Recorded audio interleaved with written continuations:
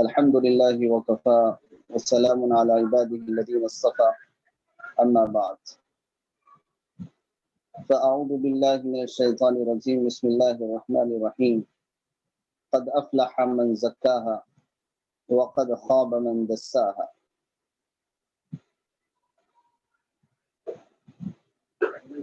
اللہ تعالیٰ کا بڑا فضل اور احسان ہے کہ قرآن کریم کی کلاس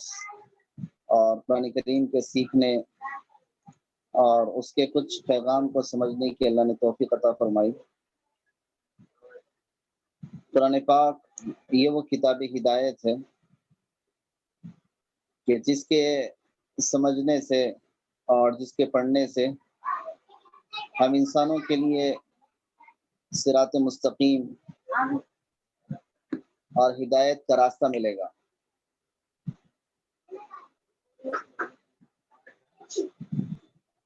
اور یہ ایک سلسلہ الحمدللہ چل رہا ہے، اور آج کا جو سورہ ہے سورہ شمس، اور اس کی کچھ آخر کی آیتیں ہیں، اسی کی تفسیر کی طرف ہم چلتے ہیں۔ اس سورت میں اللہ تعالیٰ نے سورج کی اور اس کے روشنی کی، ایسے ہی چاند کی اور چاند کی جو روشنی ہے اس کی اللہ تعالیٰ نے قسم کھائی ہے، اور اس کے ساتھ رات اور دن کی بھی اللہ نے قسم کھائی کہ دن جب روشن ہو جائے اور رات کا اندھیرا جب مکمل طریقے سے چھا جائے تو دن و رات چونکہ انسانی زندگی کا ایک اہم حصہ ہوتے ہیں، عمر کے اوقات کے کاٹنے کے لیے، گزارنے کے لیے، جس سے ایک نظام عالم جڑا ہوا ہے، دنیا کا ایک سسٹم جڑا ہوا ہے، تو اس کو بھی اللہ تعالیٰ نے قسم کھا کر تذکرہ فرمایا۔ اور پھر مذکر اور مؤنث یعنی نر اور مادے کو بھی اللہ تعالیٰ نے ذکر فرمایا۔ ایسے ہی بڑی مخلوقات میں اللہ تعالیٰ نے آسمان کا تذکرہ فرمایا، اور اس کے ساتھ زمین کا تذکرہ فرمایا، اس لیے کہ انسان کی نگاہ اگر اوپر اٹھتی ہے تو وہ آسمان کی طرف، اور نیچے جھکتی ہے تو وہ زمین کی طرف ہے۔ تو یہ دو ایک بڑی مخلوقات میں سے ایک اہم ترین اللہ تعالیٰ کی قدرت کا ایک مظہر ہے، جس کو اللہ تعالیٰ نے یہاں پر قسمیہ طور پر ذکر فرمایا۔ اور ان قسموں کے تذکرے کے بعد جو اصل چیز بیان کرنی تھی اس کا یہاں تذکرہ ہے کہ فَأَلْهَمَهَا فُجُورَهَا وَتَقْوَاهَا قَدْ أَفْلَحَ مَنْ زَكَّاهَا، کہ اللہ تعالیٰ نے انسان کے نفس میں، انسان کے دل میں نیکی اور برائی کا الہام کیا، یعنی گویا انسان کو دو راستے اللہ تعالیٰ نے بتائے ہیں، ایک نیکی کا راستہ اور دوسرا برائی کا راستہ۔ اور پھر نیکی کے راستے پہ اگر انسان چلے گا تو اس کی منزل کیا ہوگی اور اس کے لیے کیا نعمتیں آخرت میں ملے گی، اور اگر کوئی انسان برے راستے کو اختیار کرے گا تو اس کا انجام کیا برا ہوگا اور اس کی منزل کیسے بری ہوگی، اور پھر پچھلی قوموں نے برائی کو اختیار کیا تو ان کا انجام کیسے ہوا۔ اس صورت کے اندر اللہ تعالیٰ نے اختصار کے ساتھ مختصر طور پر ذکر فرمایا۔ تو اس صورت کی جو اہم آیتیں ہیں وہ ہے قد افلح من زکاہا وقد خاب من دساہا۔ گزشتہ کلاس میں بھی میں نے ذکر کیا تھا کہ جس نے اپنے نفس کا تزکیہ کر لیا، زکا یزکی تزکیہ یعنی پاک کر لینا، صاف کر لینا، تو جس نے اپنے نفس کا تزکیہ کر لیا وہ کامیاب ہو گیا اور بامراد ہو گیا۔ وقد خواب من دساہا، اور جس نے اپنے نفس کا تزکیہ نہیں کیا وہ ناکام اور نامراد ہو گیا۔ نفس کے تزکیے کے تعلق سے کچھ ضروری باتیں تھیں جو تقریباً تو گزشتہ کلاس میں آ چکی ہیں کہ نفس کا تزکیہ کیسے ہوتا ہے، یعنی دل کو کن چیزوں سے پاک کرنا ہے اور دل کو کن چیزوں سے آراستہ کرنا ہے، یعنی کون سی چیزیں انسان کے تزکیے کے لیے، پاکی کے لیے ضروری ہیں، اور کون سی چیزیں جس کے ذریعے سے انسان بگڑ جاتا ہے اور خراب ہو جاتا ہے، ناکام اور نامراد ہوتا ہے، وہ کون سی چیزیں ہیں۔ اس کی بھی تھوڑی سی نشاندہی ہو جائے، اس لیے کہ اللہ تعالیٰ نے تزکیے کے اوپر، یعنی نفس کے تزکیے کے اوپر، نفس کی پاکی کے اوپر کئی آیتوں میں زور دیا ہے، جیسا کہ قد افلح من تزکا، سورہ اعلیٰ میں بھی اللہ نے ذکر فرمایا کہ جس نے تزکیہ کر لیا وہ کامیاب ہو گیا۔ اور انبیاء علیہ والسلام کا جو مقصد تھا، نبوت کے جو مقاصد تھے، ان میں سے بھی ایک مقصد یہ تھا کہ وہ یزکیہم، کہ نبی لوگوں کا تزکیہ کیا کرتے تھے، یعنی ان کو پاک کیا کرتے تھے، صاف ستھرا کیا کرتے تھے۔ تو کن چیزوں سے صاف ستھرا کرنا، کن چیزوں سے پاک کرنا، مفسرین نے اس کو ذکر کیا تھا کہ یزکیہم کا مطلب یہ ہے کہ یطہرہم عن الشرک والمعاصی، کہ انبیاء علیہ والسلام لوگوں کو شرک سے اور گناہوں سے پاک کرتے ہیں۔ تو گویا شرک سے اور گناہوں سے پاک ہونا یہ ہے تزکیہ، یہ ہے قلب کی صفائی، یہ ہے قلب کی ستھرائی، کہ قلب اور دل یہ انسانی زندگی کے اندر سب سے اہم حصہ ہوتا ہے، جس کو سلطان البدن کہا جاتا ہے، یعنی سارے جسم کا بادشاہ۔ اس لیے ایک حدیث میں آپ علیہ السلام نے فرمایا کہ من صلح صلح الجسد کلہ، کہ جس نے اگر ایک گوشت کے لوتھڑے کو صحیح کر لیا تو اس نے سارے جسم کو صحیح کر لیا۔ ومن فسد فسد الجسد کلہ، اور اگر کسی کا وہ گوشت کا لوتھڑا اگر خراب ہو جائے تو سارا جسم خراب ہو جائے گا۔ آپ نے فرمایا تھا کہ الا وہی القلب، کہ سنو وہ جو گوشت کا لوتھڑا ہے وہ دل ہے، دل، کہ اگر انسان کا دل صحیح ہوگا تو پھر اس سے نکلنے والے سارے اعمال اچھے ہوں گے، اور اگر انسان کا دل خراب ہو اور دل کا قبلہ وہ اللہ کے علاوہ کسی اور کی طرف ہو تو پھر انسان سے نکلنے والے اعمال بھی پھر گناہ ہوں گے، معصیت شمار ہوں گے، نافرمانی کے اندر داخل ہوں گے۔ تو نفس کے تزکیے کے سلسلے میں موٹے طور پر، اصولی طور پر امام غزالی رحمۃ اللہ علیہ نے بڑی اچھی بات بیان فرمائی ہے کہ کون سی چیزیں ہیں جس کے ذریعے سے نفس کا تزکیہ ہوتا ہے، نفس پاکیزہ ہوتا ہے۔ تو سب سے پہلی چیز یہ ہے کہ 10 اعمال ایسے ہیں، ظاہری طور پر 10 اعمال کہ جس میں آدمی اپنی زندگی کو آراستہ کر سکتا ہے، کہ جیسے سب سے پہلی چیز ہے نماز، کہ نماز کے ذریعے سے اللہ تعالیٰ کا قرب حاصل ہوتا ہے۔ اب یہ نماز ایک عنوان ہے، ایک ٹاپک ہے، اور اس کے اوپر، اس کے تحت بہت سی تفصیلات ہیں کہ نماز کیسے پڑھی جائے، اور نماز کے اندر خشوع اور خضوع کیسے ہو، اور نماز کے اندر ظاہری اور باطنی جو ہے گندگیوں سے کیسے حفاظت ہو۔ تو سب سے ایک اہم پوائنٹ یاد رکھیں کہ نماز ہے، نماز، کہ جس کے بارے میں آپ نے فرمایا کہ وقت پر نماز ادا کیا جائے۔ اللہ کے نبی صلی اللہ علیہ وسلم نے فرمایا کہ جس نے نماز کو وقت پر ادا کیا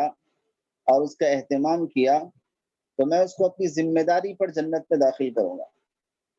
اور جس نے اس کا اہتمام نہیں کیا،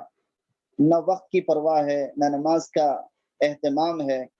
تو پھر آپ نے فرمایا کہ میں فلا عہد لہ عندی،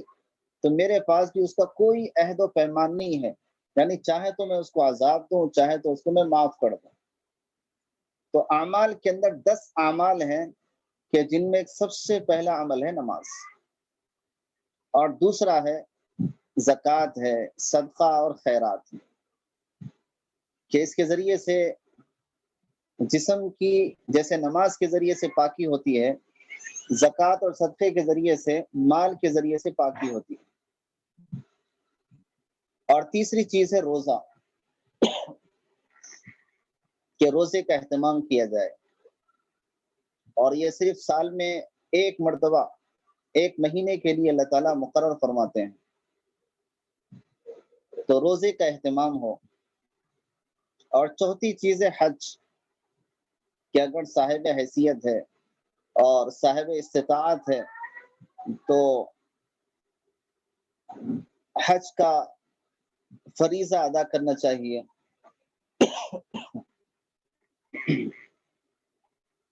اور پانچویں چیز ہے قرآن پاک کی تلاوت، کہ قرآن پاک کی تلاوت چاہے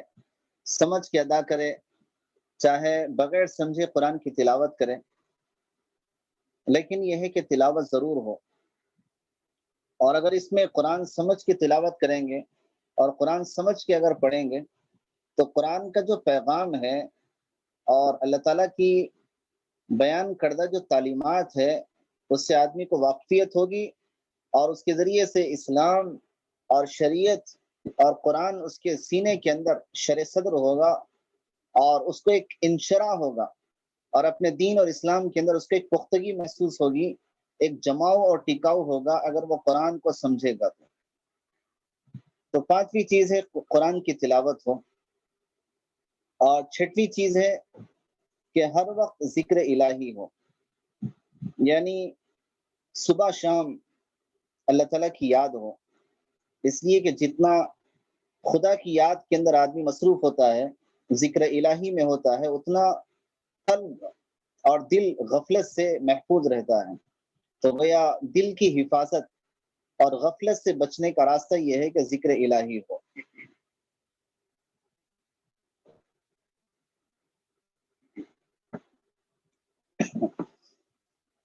آپ علیہ الصلوۃ والسلام کی ایک حدیث ہے کہ مثل الذی یذکر ربہ والذی لا یذکر ربہ مثل الحی والمیت، کہ جو اللہ تعالیٰ کو یاد کرتے ہیں اور جو اللہ کو یاد نہیں کرتے، ان کی مثال ایسی ہے جیسے زندے اور مردے کی ہیں۔ تو اللہ کو یاد کرنے والا گویا زندہ، اور اللہ کو یاد نہ کرنے والا گویا مردہ۔ اور ساتویں چیز جو ہے حلال کمائی، حلال کمائی یہ بھی ایک فریضہ ہے، یہ بھی ایک اہم ذمہ داری ہے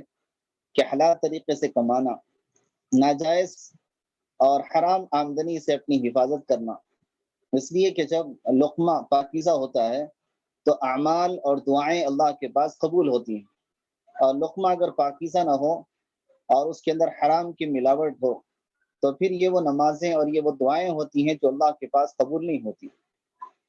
تو ساتویں چیز ہے کہ حلال کمائی، اور آٹھویں چیز ہے کہ مسلمانوں کے حقوق کی رعایت کرنا، یعنی آپس میں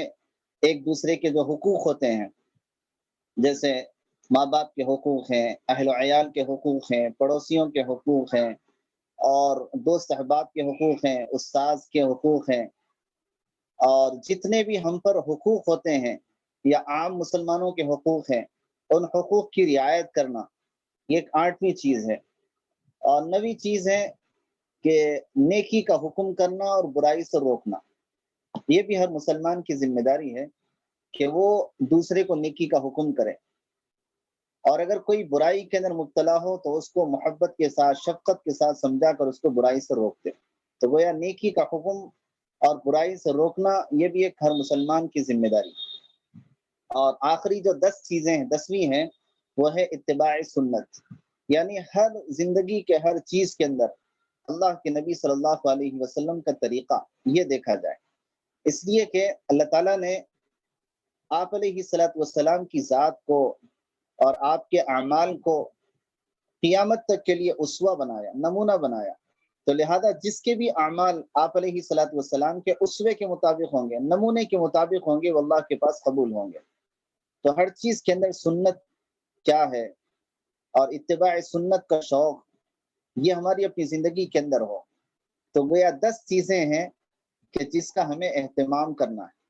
یہ ہے تزکیے کے اندر سب سے پہلی چیز نماز، اور دوسرا ہے زکوٰۃ صدقہ خیرات، اور تیسری چیز ہے روزہ، اور چوتھی چیز ہے حج، اور پانچویں چیز ہے قرآن پاک کی تلاوت، اور چھٹویں چیز ہے ذکر الہی کا اہتمام، اور ساتویں چیز ہے حلال کمائی، اور آٹھویں چیز ہے آپس میں مسلمانوں کے حقوق کی رعایت کرنا، اور نویں چیز ہے نیکی کا حکم کرنا، برائی سے روکنا، اور 10ویں چیز ہے ہر چیز کے اندر سنت کی اتباع ہو۔ تو امام غزالی رحمۃ اللہ علیہ نے فرمایا کہ یہ 10 چیزیں ہیں جس کا ہمیں اہتمام کرنا ہے۔ یہ ہے قد افلح من زکاہا، کہ کامیاب ہے وہ شخص جس نے اپنے آپ کو پاکیزہ کر لیا۔ تو یہ نفس کا تزکیہ، یہ 10 چیزیں ہیں۔ اس کے بعد کی جو دوسری آیت ہے 10ویں آیت، وقد خواب من دساہا، خوابہ، میں تھوڑی سی لفظ کی تشریح کر دوں۔ خوابہ کے معنی آتے ہیں ناکام ہونا، خوابہ یخیب خیبن کے معنی نامراد ہونا، وقد خوابہ اور تحقیق کے نامراد ہوا، من وہ شخص، دساہا، دسا یدسو کے معنی آتے ہیں اصل میں دبانا۔ جیسے قرآن کریم کے اندر ایک اور جگہ ہے جہاں پر اللہ تعالیٰ نے تذکرہ کیا کہ ام یدسہ فی التراب، کہ جب لڑکیاں پیدا ہوتی تھیں تو زمانے جاہلیت کے اندر لوگ یہ سمجھتے تھے کہ کیسے اس کو بچی کو مٹی کے اندر دبا دیا جائے۔ تو یدسہ، دس سے یدسہ کے معنی دبانے کے آتے ہیں۔ تو وقد خواب من دساہا،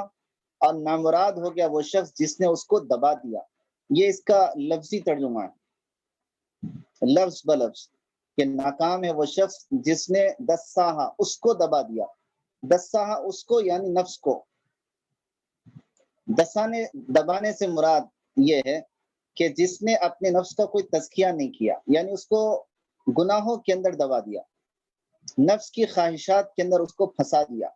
یہ ہے تو دبانا، اور پھنسانے سے مراد یہ ہے کہ اپنے نفس کو خواہشات کے اندر، نافرمانیوں کے اندر دبانا، پھنسا دینا۔ تو ایسا شخص ناکام اور نامراد ہوگا۔ تو وقد خواب من دساہا، نامراد ہوا وہ شخص، ناکام ہے وہ شخص کہ جس نے اس کو گناہوں کے اندر یا خواہشات کے اندر پھنسا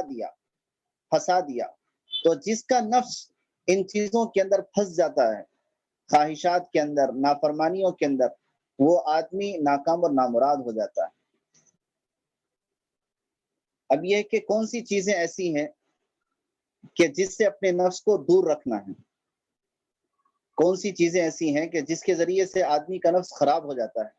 آدمی کا نفس گناہوں کے اندر پھنس جاتا ہے۔ تو کون سی چیزیں ہیں جس سے اپنے نفس کی حفاظت کرنا ہے؟ امام غزالی رحمۃ اللہ علیہ نے 10 چیزیں ذکر فرمائی ہیں کہ 10 چیزیں ایسی ہیں کہ جس کے ذریعے سے اپنے نفس کی حفاظت کرنا ہے۔ کہ ان میں ایک سب سے پہلی چیز یہ ہے کہ آدمی کے اندر کھانے کی حرص نہ ہو۔ پہلی چیز یہ ہے کہ کھانے کی حرص، کہ جتنا کھانے کی حرص ہوگی اتنا اس کا نفس گناہوں کی طرف آئے گا۔ اس لیے بہت سے وہ صحابہ اکرام کی زندگی کو دیکھیں کہ جہاں پر فاقے ہوتے تھے، اور خود اللہ کے نبی صلی اللہ علیہ وسلم کے بارے میں آتا کہ آپ ایک دن کھانا کھایا کرتے تھے کہ شکر ادا کریں، اور ایک دن آپ بھوکے رہتے تھے تاکہ صبر کریں۔ تو آدمی اپنی غذا جس سے اس کی اپنی صحت باقی رہ سکے کہ اس کا تو ضروری ہے، لیکن اس کے علاوہ کثرت اور کھانے کی جو حرص ہوتی ہے یہ اس کے نفس کے لیے نقصان دہ ہے۔ دوسری چیز ہے فضول بات چیت، کہ جتنا آدمی فضول بات کرے گا اتنا اس کی اپنی زبان نافرمانی کی طرف، اور اس کا اتنا ہی جو ہے غیر متعلقہ چیزوں کی طرف اس کی زبان چلے گی کہ جس کے ذریعے سے آدمی گناہ کے اندر پڑے گا۔ اس لیے کہ اللہ تعالیٰ کے پاس یہ ہے کہ جو بات زبان سے نکلتی ہے وہ بھی محفوظ کی جاتی ہے، جیسے کہ قرآن میں ہے ما یلفظ من قول الا لدیہ رقیب عتید، کہ جو آدمی زبان سے بولتا ہے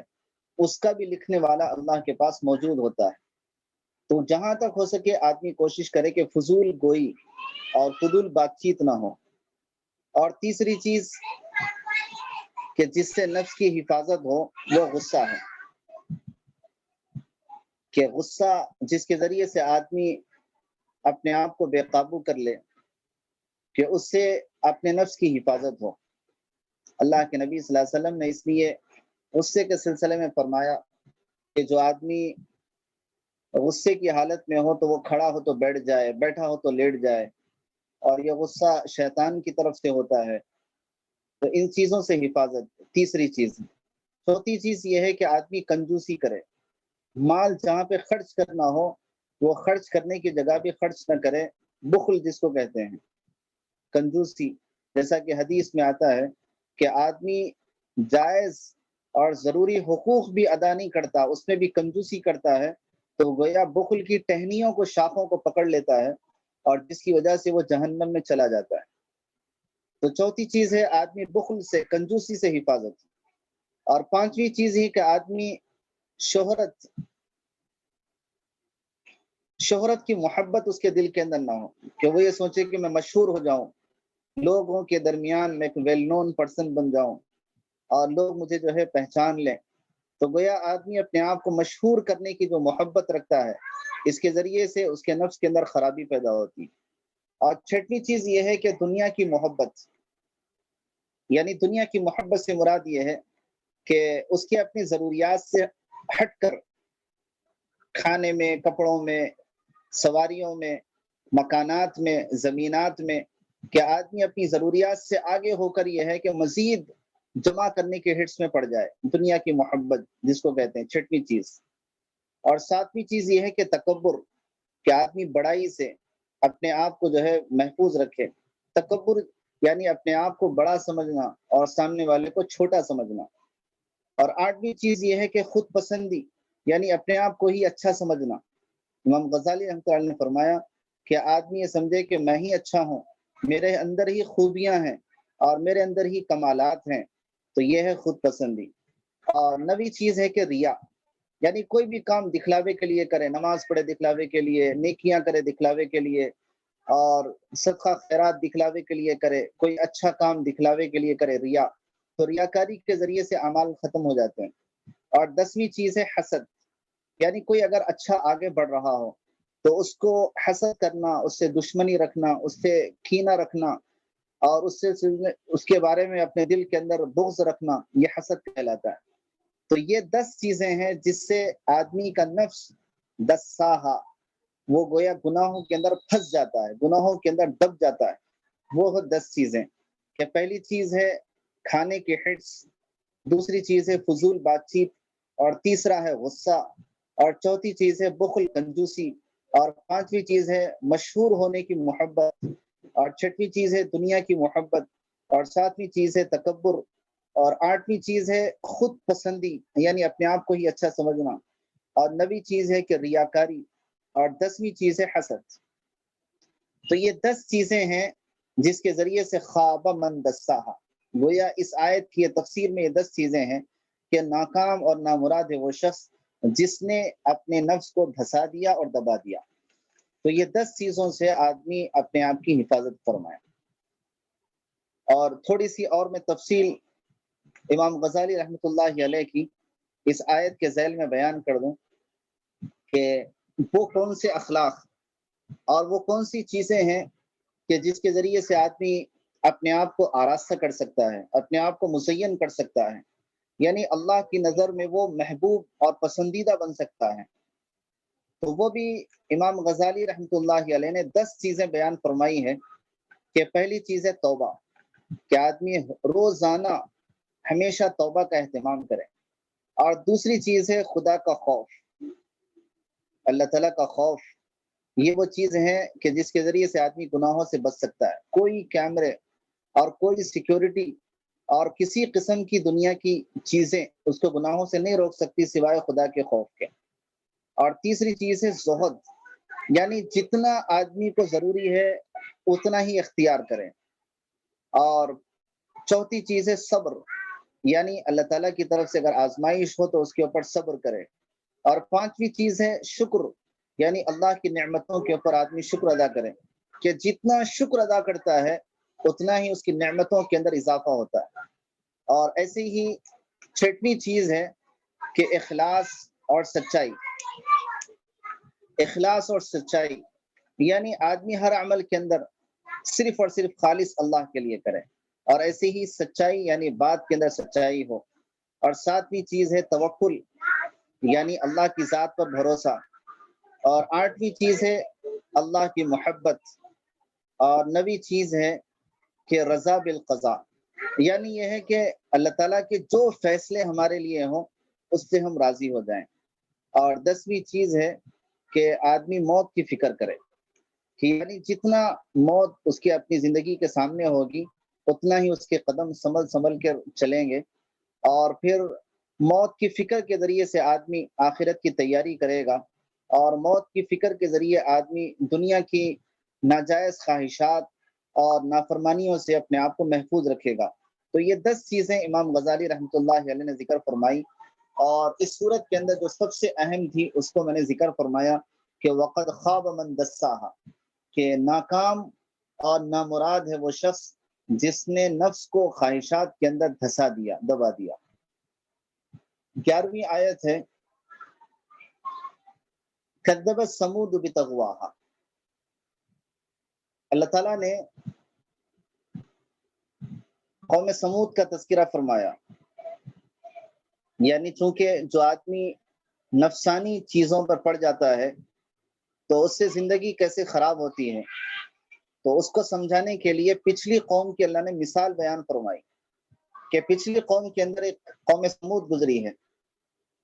اور یہ وہ قوم سمود تھی جو بڑی مضبوط قسم کی قوم تھی، اور پہاڑوں کو تراش لیا کرتے تھے اور اسی میں اپنے مکانات بنایا کرتے تھے۔ حضرت صالح علیہ السلام کو اللہ تعالیٰ نے ان کی طرف نبی بنا کر بھیجا تھا۔ حضرت صالح علیہ السلام نے ان کو دعوت دی، اللہ تعالیٰ کی وحدانیت کی طرف بلایا، اپنی نبوت اور رسالت کی طرف بلایا، لیکن انہوں نے جھٹلا دیا۔ کذبت، کذب یکذب کے معنی آتے ہیں جھٹلانا۔ سمود یہ کذبت کا فاعل ہے گرامیٹیکلی، سمود یہ کذبت کا فاعل ہے، تو سمود نے جھٹلایا۔ بتغواہا، تغوا، تغا یتغا، طغیان کے معنی آتے ہیں سرکشی کرنا۔ تو قوم سمود نے جھٹلایا بتغواہا، اپنی سرکشی کے ذریعے، یہ گویا اپنی سرکشی کی وجہ سے انہوں نے جھٹلا دیا۔ حضرت صالح علیہ السلام کی انہوں نے تکذیب کر دی، ان کو جھوٹا کہہ دیا۔ تو تقوی اور طغیان کے معنی سرکشی کے آتے ہیں، اور سب سے بڑی سرکشی یہ ہے کہ آدمی اپنے نبی کو جھٹلا دے۔ سرکشی یہ ہے کہ آدمی اپنے خدا کی نعمتوں کو استعمال کرتے ہوئے اس کی عبادت اور بندگی سے اپنے آپ کو دور کر لے، یہ ہے سرکشی۔ تو قوم سمود نے بھی یہی کیا تھا۔ تو کذبت سمود بتغواہا، کہ سمود نے اپنی سرکشی کی وجہ سے جھٹلا دیا۔ 12ویں آیت ہے اذ انبعث اشقاہا۔ انبعث، انبعث ینبعث، انبعاث کے معنی آتے ہیں تیار ہونا، اٹھنا، کھڑے ہو جانا۔ اذ انبعث اشقاہا، اشقا یہ اصل میں اس میں تفضیل کا صیغہ ہے۔ شقا اور شقیون کے معنی آتے ہیں بدبخت کے۔ تو قوم سمود کے اندر ایک بدبخت آدمی تھا، اس نے حضرت صالح علیہ السلام کو معجزے کے طور پر جو اونٹنی دی گئی تھی، اس اونٹنی کو کاٹنے کے لیے اور اس کی جو ہے کھونچے کاٹنے کے لیے یہ وہ تیار ہو گیا۔ اور اس کا میں تھوڑا سا واقعہ ذکر کر دوں کہ حضرت صالح علیہ السلام جب نبی بنا کر بھیجے گئے تو قوم کے لوگوں نے مطالبہ کیا تھا کہ آپ ہمارے لیے کوئی ایسی نشانی بتا دیں جس سے ہمیں پتہ ہو اور جس سے ہمیں معلوم ہو کہ واقعی آپ نبی ہیں۔ اور انہوں نے یہ کہا تھا کہ یہ جو پہاڑ ہے، اس پہاڑ میں سے اونٹنی ہونا چاہیے، اور وہ بھی 10 ماہ کی حاملہ ہو، گابن اونٹنی ہو۔ حضرت صالح علیہ السلام نے اللہ تعالیٰ سے دعا کی، اللہ نے آپ کی دعا کو قبول کیا، اور اسی میں سے پتھر میں سے وہ اونٹنی نکلی۔ اور جیسی وہ اونٹنی نکلی، بہت بھاری برکم، اور اس نے نکلتے ہی جو ہے بچہ جن دیا۔ اور یہ وہ اونٹنی تھی جو ایک معجزے کے طور پر قوم کے مطالبے پر دی گئی تھی، اور چونکہ یہ دوسرے جانوروں اور مویشیوں سے بالکل الگ تھی، تو پانی پینے کی باری جہاں پر جانور پانی پیتے ہیں وہاں پر جھگڑا ہوتا تھا۔ حضرت صالح علیہ السلام نے یہ کہا کہ دیکھو، جتنے جانور ہیں، قوم کے جانور اور مویشی ہیں، یہ ایک دن پانی پیئیں گے، اور یہ جو اونٹنی ہے جو معجزے کے طور پر دی گئی ہے، یہ ایک اور دن پانی پیے گی۔ وہ یا دونوں کا پانی پینے کا دن الگ الگ مقرر کر دیا۔ لیکن کچھ لوگ ایسے تیار ہو گئے جن کو دشمنی ہو گئی،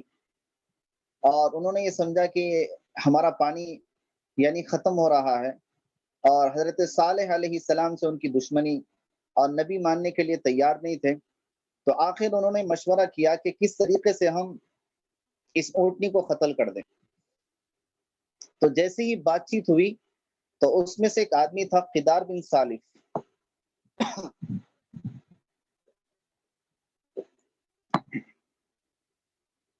قدار بن سالف جو ایک بہت شقی آدمی تھا، بدبخت آدمی تھا، اور وہ اٹھا اور اس نے جو ہے سیدھا جا کر اونٹنی کی پیروں کی رگیں کاٹ دی، اور جیسے ہی پیروں کی رگیں کٹی اور یہ اونٹنی گری اور وہیں جو ہے ختم ہو گئی، گویا اس کی کھونچیں کاٹ دی گئی۔ اور جب یہ معجزے کے طور پر جو اونٹنی ملی تھی اس کو جب ہلاک کیا گیا، تو اللہ تعالیٰ کو بہت جلال آیا، اور پھر حضرت صالح علیہ السلام کے ذریعے سے کہا گیا کہ اب ان پر عذاب آنے والا ہے۔ حضرت صالح علیہ السلام نے پہلے تو کہا کہ ایک صبح تو تم ایسے ہوں گے کہ تمہارے چہرے بالکل کالے ہو جائیں گے، اور پھر دوسری صبح یہ ہے کہ تمہارے چہرے بالکل سیاہ ہو جائیں گے، بالکل سرخ ہو جائیں گے، لال ہو جائیں گے، اور پھر جب تیسری صبح ہوگی تو پھر تمہاری ہلاکت ہوگی۔ چنانچہ ایسے ہی ہوا کہ ان کے چہرے بالکل کالے، اور پھر ان کے چہرے دوسرے دن بالکل لال ہو گئے، اور تیسرے دن جیسے ہی ہوا تو پھر فرشتے کی چیخ تھی اور فرشتے کی چنگاڑ تھی، جس کی وجہ سے ان کا چھوٹا بڑا بچہ بوڑھا جتنے تھے وہ سب کے سب ہلاک کر دیے گئے، گویا سب کے سب ختم کر دیے گئے۔ تو اللہ تعالیٰ نے مثال بیان فرمائی قوم سمود کی کہ کذبت سمود بطغواہا، کہ سمود نے اپنی سرکشی کی وجہ سے جھٹلا دیا۔ 12ویں آیت ہے اذ انبعث اشقاہا، کہ جب انبعث کھڑا ہو گیا، اشقاہا قوم کا بدبخت آدمی، یعنی ان کا سب سے زیادہ بدبخت آدمی انبعث تیار ہو گیا۔ تو انبعث کے معنی آتے ہیں کوئی کام کرنے کے لیے تیار ہو جانا۔ یہ تو اذ انبعث اشقاہا، کہ جب قوم کے بدبخت آدمی نے اپنے آپ کو تیار کر لیا اور وہ کھڑا ہو گیا۔ 13ویں آیت ہے فقال لهم رسول اللہ ناقۃ اللہ وسقیاہا، جب حضرت صالح علیہ السلام کو پتا چلا کہ قوم کے لوگ یہ آپس میں مشورہ کر رہے ہیں کہ کس طریقے سے اس اونٹنی کو ختم کر دیں، تو حضرت صالح علیہ السلام نے کہا ناقۃ اللہ، کہ دیکھو اللہ کی اس اونٹنی سے ڈرو، وسقیاہا، اور اس کے پانی پینے کو مت روکو۔ فقال، قال کے معنی آتے ہیں کہنا، لہم ان سے، رسول اللہ اللہ کے رسول نے، یعنی یہاں پر صالح علیہ السلام مراد ہے۔ فقال لہم رسول اللہ، اللہ کے رسول نے ان سے کہا ناقۃ اللہ، ناقۃ اللہ سے پہلے مفسرین نے فرمایا کہ تم ڈرو اللہ کی اس اونٹنی سے۔ ناقہ کے معنی آتے ہیں اونٹنی کے، وسقیاہا، اور اس کے پانی پینے سے، یعنی اس کے پانی پینے کے اندر تم رکاوٹ مت بنو، اس لیے کہ وہ تمہیں کوئی نقصان نہیں کرتی، تمہارا پانی کچھ ختم نہیں کرتی، تمہارے جانوروں کے لیے الگ پانی ہے اور اس کے لیے الگ پانی ہے، دونوں کے دن الگ الگ مقرر ہیں۔ تو حضرت صالح علیہ السلام نے ان کو متنبع کیا تھا، قوم کو سمجھایا تھا کہ اونٹنی کو کسی بھی طریقے سے چھیڑو مت اور اس کے پانی پینے کے سلسلے میں رکاوٹ مت بنو۔ تو فقال لهم رسول اللہ، اللہ کے رسول نے ان سے کہا، ناقۃ اللہ، خبردار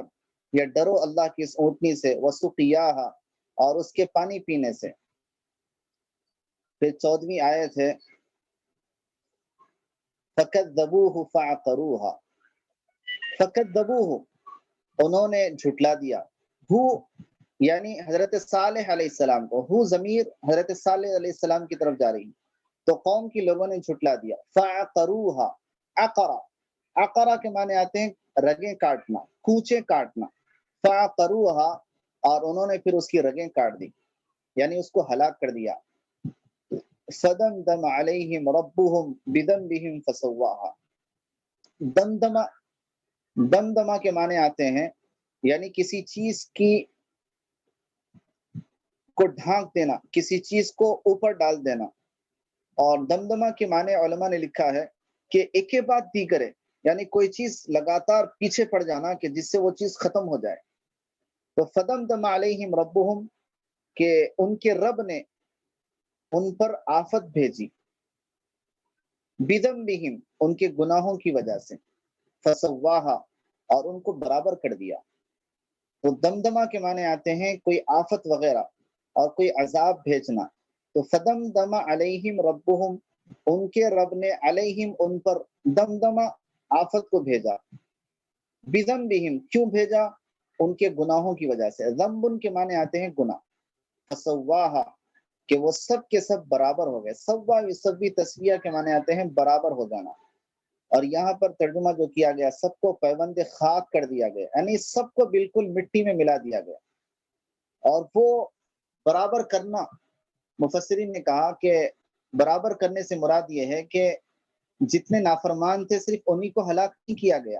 بلکہ ان کی وجہ سے بچے، بڑے، بوڑھے، مرد، عورت، وہ سب کے سب اللہ کے عذاب کے شکار ہو گئے۔ اور وہ کیا تھا؟ وہ ایک تھا، فرشتے کی چیخ تھی، فَأَخَذَتْهُمُ الصَّيْحَةُ، کہ ایک چیخ آئی، ایک چنگاڑ آئی، کہ جس کی وجہ سے ان کے دل پھٹ گئے اور ان کے کلیجے حلق کو آ گئے، اور وہ سب کے سب جو ہے بالکل ختم ہو گئے۔ تو پھر میں آیت کا ترجمہ کروں، فَكَذَّبُوهُ، کہ انہوں نے صالح علیہ السلام کو جھٹلایا، فَعَقَرُوهَا، اور اس اونٹنی کو مار ڈالا، فَدَمْدَمَ عَلَيْهِمْ رَبُّهُمْ، ان کے رب نے ان پر آفت کو، عذاب کو بھیجا، بِذَنبِهِمْ، ان کے گناہوں کی وجہ سے، فَسَوَّاهَا، کہ اللہ نے ان کو برابر کر دیا، یعنی اس قوم کو بالکل ختم کر دیا۔ 15ویں آیت ہے، وَلَا يَخَافُ عُقْبَاهَا، خاف یخاف کے معنی ڈرنا، لا یخاف نہیں ڈرنا، عقباہا، عقبہ کے معنی آتے ہیں عقبن، عقبن کے معنی آتے ہیں کوئی چیز کے پیچھے ہونا، اور یہاں پر عقبہ سے مراد ہے کوئی برا نتیجہ، کوئی برا انجام۔ تو اللہ تعالیٰ فرماتے ہیں کہ وَلَا يَخَافُ عُقْبَاهَا، اور اللہ تعالیٰ اس کے برے نتیجے سے نہیں ڈرتے، اس کے برے انجام سے نہیں ڈرتے۔ یعنی جیسے ہم انسان ہیں، اگر کسی کو برا پہنچاتے ہیں، کوئی تکلیف پہنچاتے ہیں، تو آدمی سوچتا ہے کہ شاید پھر اس کا نتیجہ کیا ہوگا، شاید اس کا انجام کیا ہوگا، شاید پلٹ کے وہ مجھے پھر تکلیف پہنچائے گا۔ تو آدمی دنیا کے اندر کسی کو ستاتا ہے، کسی کو تکلیف پہنچاتا ہے، تو یہ بھی سوچتا ہے کہ بعد میں پھر ہوگا کیا۔ لیکن اللہ تعالیٰ کو کسی کی پرواہ نہیں ہے، اللہ تعالیٰ قادر مطلق ہیں، وہ غنی اور صمد ہیں، وہ کسی کے نتیجے اور انجام سے ڈرنے والے نہیں ہیں۔ جب انہوں نے نافرمانی کی تو اللہ نے ان کو ہلاک کر دیا، وَلَا يَخَافُ عُقْبَاهَا، اور وہ نہیں ڈرتے ہیں ان کے انجام سے، ان کے برے نتیجے سے وہ بالکل خوف نہیں کھاتے کہ وہ کیا ہوگا، اس لیے کہ ساری مخلوق ان کی بنائی ہوئی ہیں، وہ جیسا چاہے کر سکتے ہیں، اور ان کے کیے ہوئے کو کوئی پوچھ نہیں سکتا۔ تو یہ 15 آیتیں ہیں سورہ شمس کی، کہ جس میں اللہ تعالیٰ نے خلاصے کے طور پر میں آپ کے سامنے رکھوں کہ شروع کی جو آیتیں ہیں جس میں سورج کی اور چاند کی، اور پھر آسمان کی اور زمین کی، اور رات کی اور دن کی، اور پھر مخلوق کی اللہ تعالیٰ نے قسم کھائی، اور قسم کھا کر یہ فرمایا کہ نیکی اور برائی دونوں راستے انسان کے لیے کھلے ہوئے ہیں، اور ساتھ میں پھر نتیجے کے طور پر فرمایا کہ جس نے اپنے نفس کو یعنی اپنے دل کو آراستہ کر لیا، مزین کر لیا، تو وہ کامیاب ہو گیا، اور جس نے اپنے نفس کو گناہوں کے اندر پھنسا دیا تو وہ ناکام اور نامراد ہو گیا۔ اور پھر نتیجے کے طور پر سمجھانے کے لیے اللہ تعالیٰ نے پچھلی قوم کو مثال کے طور پر بیان فرمایا۔ تو پچھلی قوموں کے اندر قوم سمود بھی ہے، قوم عاد بھی ہے، جو ہے شعیب بھی ہے، قوم سبا بھی ہے۔ تو ایک مثال اللہ تعالیٰ نے قوم سمود کی دی ہے کہ کیسے انہوں نے نبی کو جھٹلایا تو ان کا انجام کیسے ہلاکت و بربادی کا ہوا۔ اس کو اللہ تعالیٰ نے مختصر طور پر اس سورہ شمس کے اندر ذکر فرمایا، تاکہ ہم اس برے قوم کے برے انجام سے ڈر کر اپنے نفس کا تزکیہ کر لیں اور اپنی ذات کی اصلاح کر لیں۔ اللہ تعالیٰ سے دعا ہے اللہ ہمیں اپنے نفس کو پاکیزہ اور اپنے دل کے تزکیے کی اللہ ہمیں توفیق عطا فرمائے، اور جن چیزوں سے رکنے کے لیے کہا گیا اللہ تعالیٰ ان چیزوں سے ہماری حفاظت فرمائے۔ اور اسی پر پھر ہم اپنی کلاس کو مکمل کریں گے انشاءاللہ۔